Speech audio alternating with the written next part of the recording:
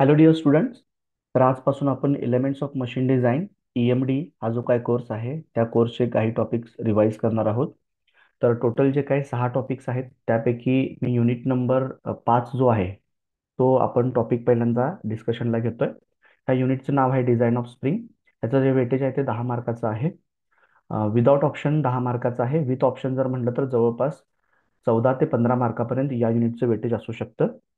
तर त्यामध्ये प्रामुख्याने आलं तर एक एक्झाम्पल येईल 6 मार्काचं आणि बाकीचा थेरॉटिकल पार्ट येऊ शकतो, किंवा काही वेळा 4-4 मार्काचे 2 एक्झाम्पल्स आणि बाकीचा थेरी पार्ट येऊ शकतो. तर सुरुवात करूया आपण डेफिनेशन ऑफ स्प्रिंग पासून. तर स्प्रिंगची डेफिनेशन आपण कशा पद्धतीने केली आहे बघा.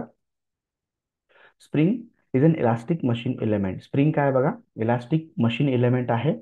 ज्यावेळी आपण त्या स्प्रिंगवरती काही लोड देतो तर त्या लोडच्या ऍक्शनमुळे स्प्रिंग डिफ्लेक्ट होते, आणि ज्यावेळी त्याच्यावरचा लोड आपण काढून घेतो त्यावेळी परत ती त्याच्या ओरिजिनल शेपला येत असते.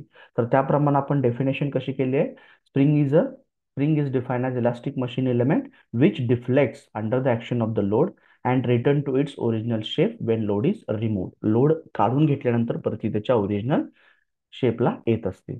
तर डायरेक्टली डेफिनेशन शक्यतो विचारणार नाहीत परीक्षेला, पण स्प्रिंगचे फंक्शन्स काय काय आहेत आणि त्याचे ऍप्लिकेशन्स कोणकोणते आहेत हे बऱ्याच वेळा विचारलं जातं. तर नेक्स्ट पार्ट आहे त्याचा functions and application of the spring.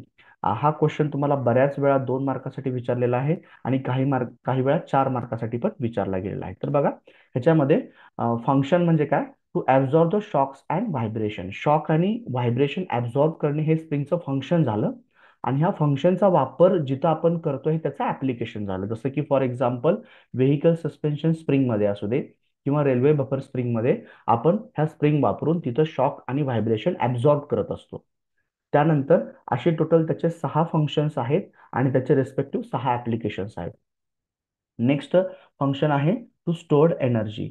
आपण स्प्रिंगमध्ये in the form of elastic potential energy आपण स्टोअर करत असतो, आणि त्या एनर्जीचा वापर आपण वेगवेगळ्या ऍप्लिकेशनमध्ये करत असतो. जसं की स्प्रिंग युज्ड इन क्लॉक्स, घड्याळामध्ये वापरले जाणारे स्प्रिंग असू दे, किंवा वेगवेगळ्या टॉईज मधली स्प्रिंग असू दे, किंवा मूव्ही कॅमेऱ्यामध्ये आपण स्प्रिंग वापरत असतो.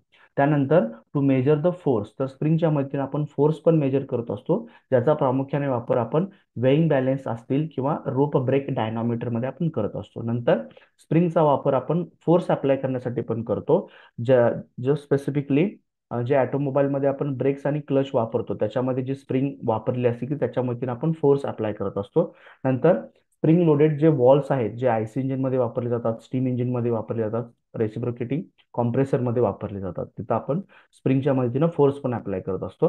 तर काही ठिकाणी आपण स्प्रिंग ही ॲज अ स्प्रिंगच्या मदतीने आपण क्लॅम्पिंग फोर्स पण प्रोव्हाइड करत असतो, जसं जिग आणि फिक्चर्समध्ये आपण वापरला जातो. आणि काही ठिकाणी आपण दोन एलिमेंट्स एकमेकांच्या कॉन्टॅक्टमध्ये ठेवण्यासाठी देखील आपण स्प्रिंगचा वापर करत असतो, जो स्पेसिफिकली आपण कॅम अँड फॉलोअरच्या बाबतीत करत असतो. तर ह्याच्यावरती हा 2 मार्कासाठी खूप महत्त्वाचा क्वेश्चन आहे, आणि जसं तुम्हाला मी सांगितलं की 4 मार्कासाठी पण हा क्वेश्चन विचारला जातो. तर तुम्ही याचे फंक्शन्स आणि ऍप्लिकेशन त्याप्रमाणे प्रिपेअर करायचे. 2 मार्कासाठी आले तर तुम्ही नुसता शॉर्टमध्ये लिहा, आणि 4 मार्कासाठी आले तर तुम्ही थोडं त्याचं एक्सटेन्शन तुमच्या भाषेत त्या दिलेल्या डेटावरून करू शकता. ठीक आहे.